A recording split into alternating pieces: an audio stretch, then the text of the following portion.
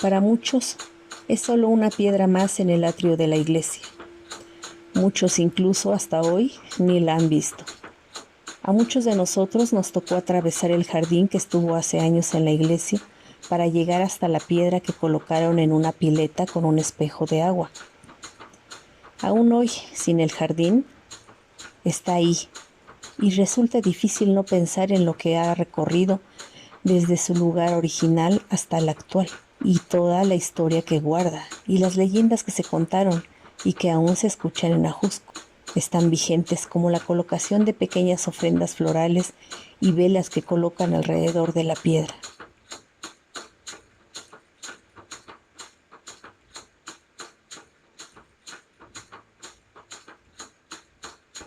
Después de la conquista, con la evangelización y la unión o sincretismo entre las creencias europeas y las indígenas, los ajusqueños decidieron reubicar al cuartillo en el atrio de la iglesia de Santo Tomás Apóstol, que guiándonos por acontecimientos importantes sucedidos dentro de la comunidad, esto pudo haberse hecho entre los años de 1966 y 1969. Mi papá tuvo la oportunidad de haber sido fiscal en la iglesia Santo Tomás Ajusco. En ese entonces todavía no era parroquia. Ya la parroquia fue erigida el 3 de octubre de 1969, si no me equivoco.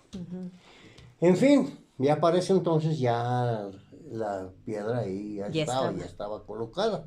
Entonces, en ese periodo de 3 años antes, mi papá tuvo la oportunidad de bajarla junto con un señor que eran sus compañeros de trabajo, los que llevaban a cabo esa labor de fiscales, que era don Jesús Romero Ordóñez, don Isaías Castillo Camacho y mi papá Concepción Cedillo Villanueva. Son los que en este caso fueron los que bajaron la piedra. Entonces la piedra prácticamente, digo piedra, pero es lo que es ahora la troja o troje, según como le nombren, y otros dicen que es cuartillo. Ajá. Bueno, entonces fue mi papá quien bajó esa piedra, vamos a decir. Su cargo de fiscales era 3 años. Entonces, 3 años, ¿en qué año podría haber sido? Si fue en el 69 cuando se erigió, entonces sería 68, 67, 66 o 65.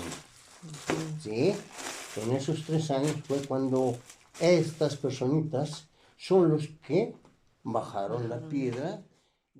Mi papá es el del medio. El güerito, el que está el más fornido es don Isaías Castillo Camacho, y el más delgadito es Jesús Romero Ordóñez.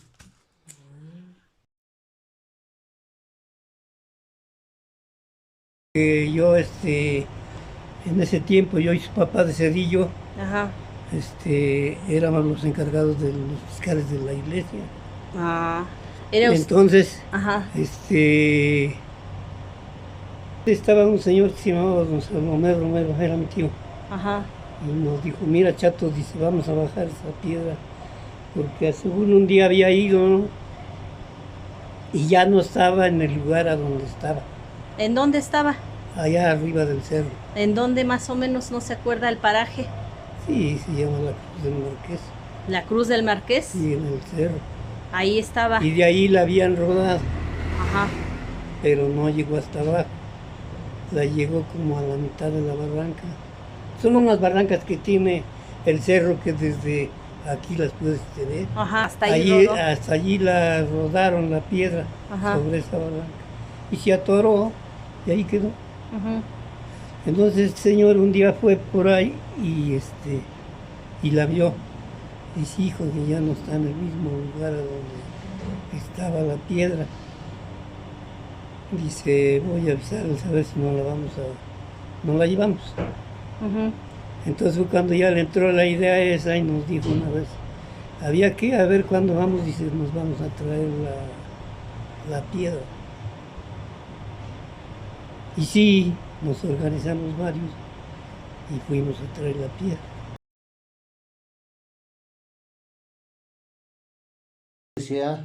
Me platicó mi papá que estaba derrumbada, derrumbada en un barranco, que a su vez mi abuela me platicaba que era una barranca llamada San Gabriel, razón por la cual desconozco por qué le nombraban San Gabriel, pero así.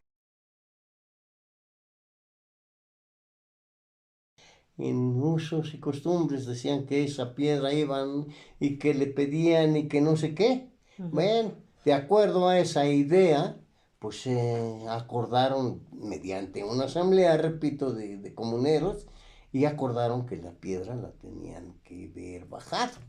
Y como ellos eran encargados de la iglesia, pues lo más idóneo consideraron que era en la iglesia.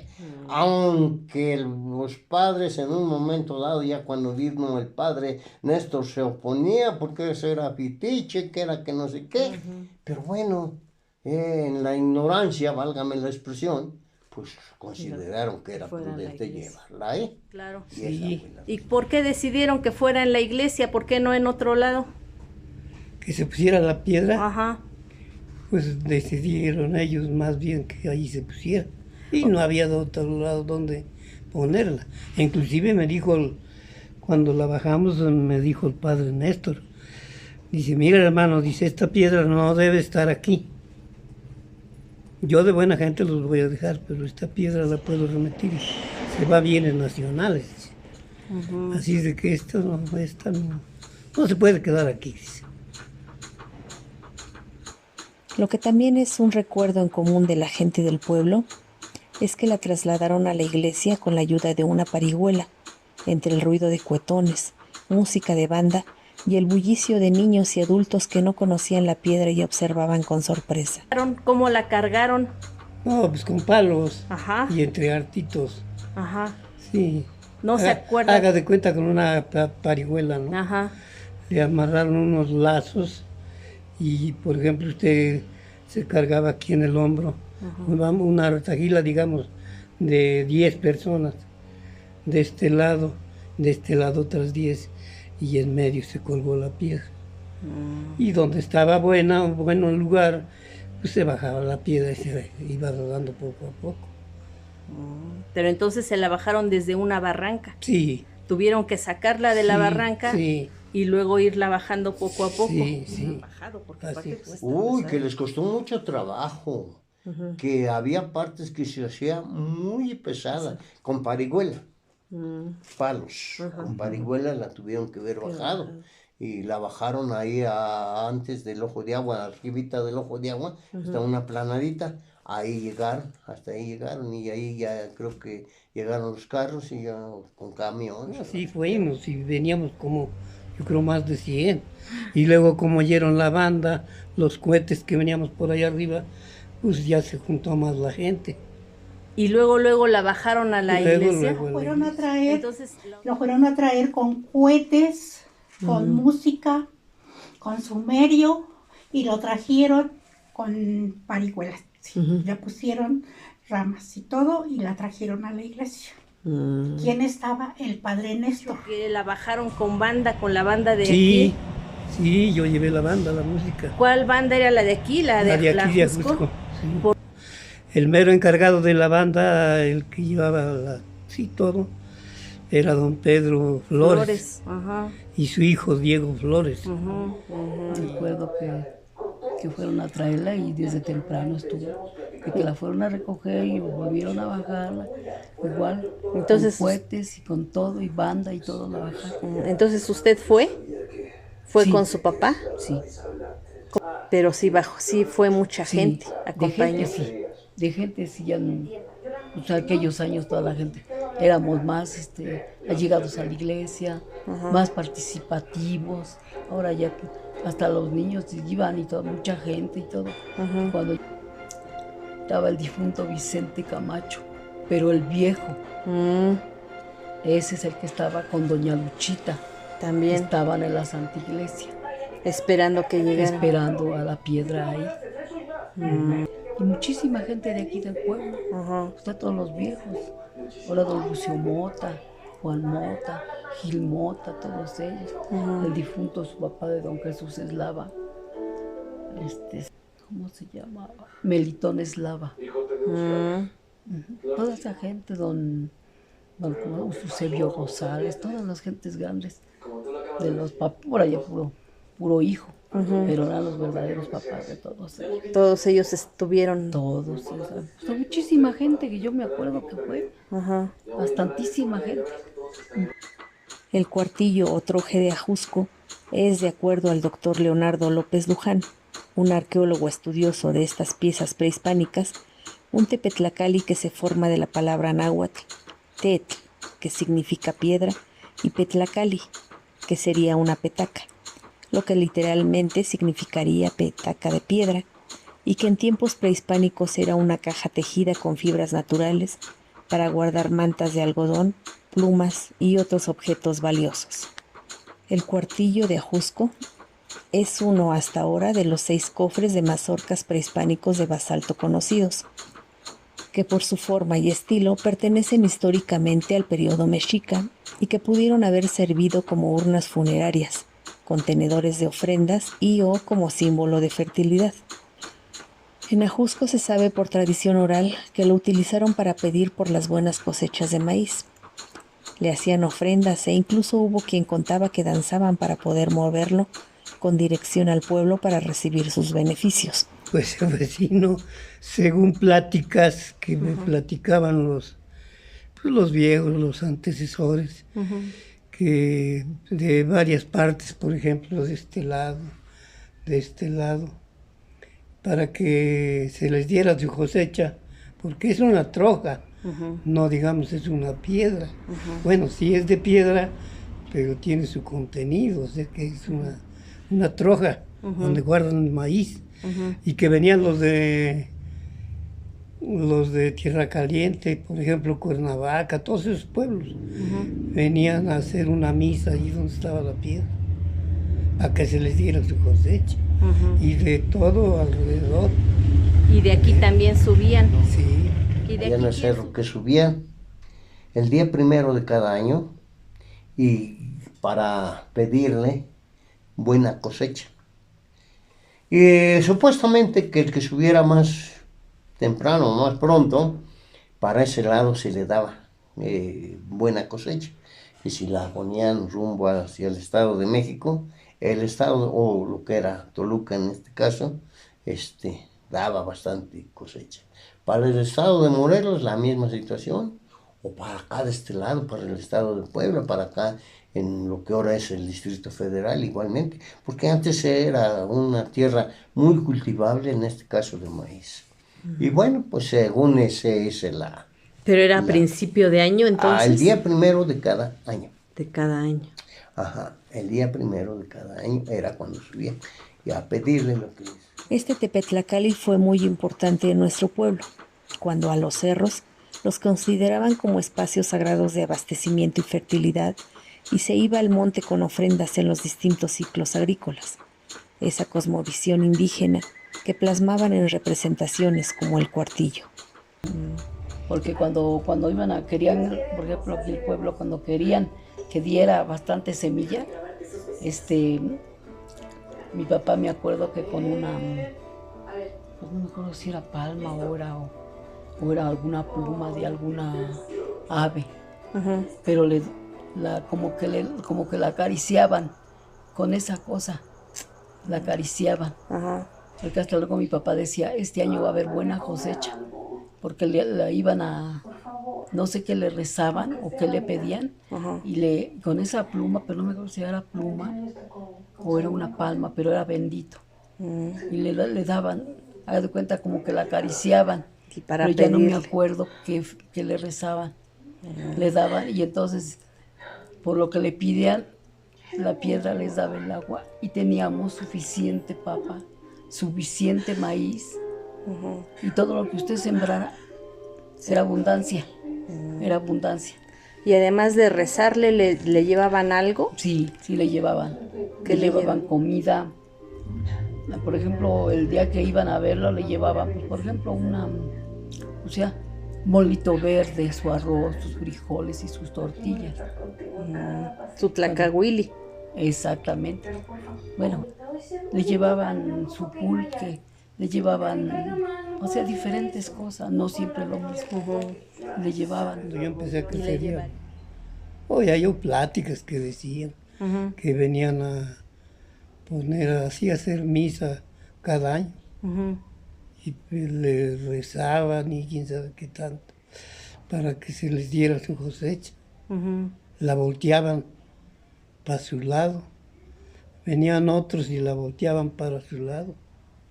Y es a los que les iba bien en la cosecha. Pero dices que la misa se la hacían allá arriba, ¿no, pa? Sí.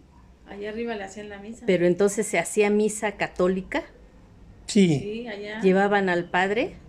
Pues en ese tiempo no le doy razón. ¿Cuántos años tiene? Yo de que me acuerde para acá, nunca ya vi una misa que se hiciera allá. El cuartillo es un prisma cuadrangular de piedra de poco más de 50 centímetros de ancho y alto por cada una de sus caras laterales, aunque una de ellas está incompleta por daños sufridos en un intento de robo, según se sabe en el pueblo. Su base o cara inferior se encuentra montada sobre piedras volcánicas, seguramente del volcán del Xitle, y su cara superior también está dañada y tiene una cavidad de poca profundidad. Sus caras laterales tienen labradas 4 mazorcas con sus hojas o totomochtli y sus pelos o xilotl. En la iglesia. Decía mi papá, demos gracias a Dios por toda esta piedra, lo que nos da, por la siembra, por el agua que no nos falta.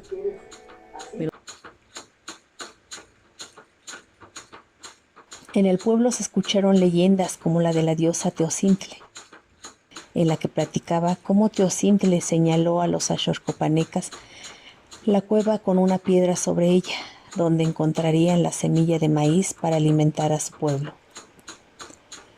También se escuchaba aquella historia que cuenta que en los primeros días de mayo, los axoxcopanecas se reunían en la base del Tecpan para invocar a la diosa del maíz con ofrendas, danzas y plegarias para tener buenas cosechas, y que más arriba, en un paraje conocido como el Potrero, una piedra les daría la señal para saber que su cosecha sería abundante. O aquella leyenda más reciente que nos cuenta Laura García, sobre los guardianes del Tecpa, quienes cuidaban esa piedra especial que en Ajusco le llamamos troje o cuartillo, por su semejanza con ese cajón de madera que se utilizaba para medir poco más de 1 kilo de semillas.